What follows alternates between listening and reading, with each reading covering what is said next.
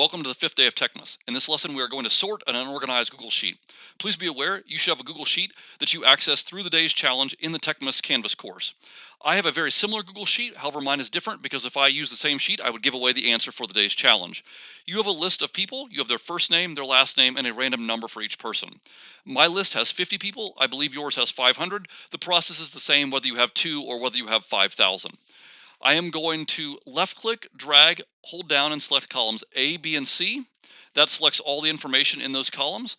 I am then going to select data, and then I'm going to select sort range. Once the sort range option comes up, I'm going to check the box that says the data has a header row.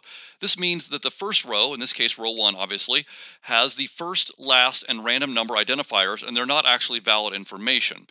I then must choose how I would like to organize this information. I want to organize by last name, and then I must choose if I want ascending or descending order.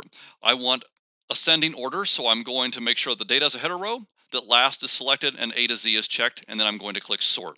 And now I notice that in my first line of my spreadsheet, Conrad Baldwin is the first person alphabetically, and his random number is 8. So that's what you must identify for your challenge. You must identify the person whose name comes first when the names are sorted in ascending alphabetical order by last name. So you must identify that person and their random number to be entered for the day's challenge. If you have any questions, please let me know.